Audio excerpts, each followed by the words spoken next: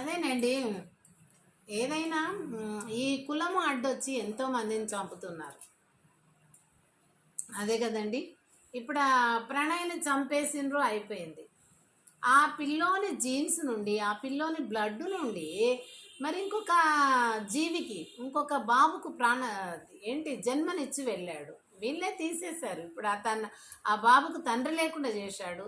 తన బిడ్డకు భర్త లేకుండా చేశారు. ఏంటి? ఆ కులము.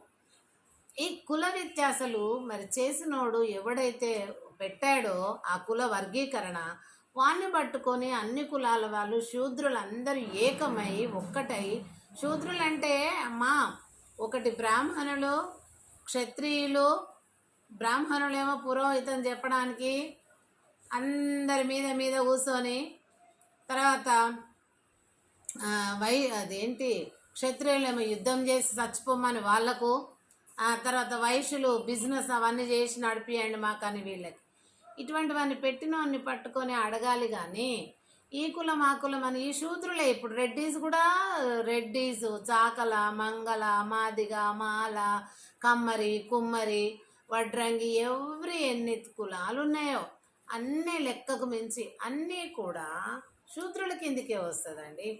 మరి శూద్రులనే 4వ భాగంలో ఉన్నటువంటి రెడ్డీసే మళ్ళీ ఇంకా దాంట్లో వీడు మాదిగోడు, మాలగోడు, క్రిస్టియన్ అని చెప్పేసి మరి వాణ్ణి చంపడం, ఇలాంటివి చంపడము కులాల వల్ల ఎందుకండి? మనము ఒక కోళ్ళ కన్నా విలువ ఉంటుంది, మరి అదేవిధంగా కుక్కలకు, నక్కలకు విలువ ఉంటుంది.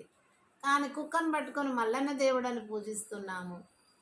మరి ఇప్పుడు ఈ రకంగా ప్రతి జంతువులో దేవుడు అంటున్నాము, పక్షుల్లో దేవుడు అంటున్నాము, గరుడ పక్షి మరి విష్ణు వాహనం అంటున్నాము, పక్షుని మొక్కుతున్నాము. నందీశ్వరుడు అంటే శివుని వాహనం అని ఎద్దును మొక్కుతున్నాము. మరి ఎలుక గణపతి వాహనం అని ఎలుకను మొక్కుతున్నాము. మరి ఏనుగు గణపతి మొహమ తొండమని ఏనుగును మొక్కుతున్నాము. కుక్క మల్లన్న స్వామి అని చెప్పి కుక్కను. ఇలా జంతువులను, పక్షులను మొక్కుతున్నామే ఇంత వెర్రిగా. కానీ మనుషులను చంపుతున్నారు. వాటిని మొక్కుతున్నాము. దేవుడు మనల్ని, వాటిని, అన్నిటిని, పక్షులను, జంతువులను, పురుగులను, మనుషులను అందరినీ భగవంతుడు సృష్టించాడు.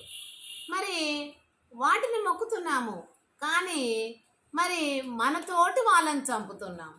మరి ఇదెంత అజ్ఞానమో ఒకసారి ఆలోచించండి.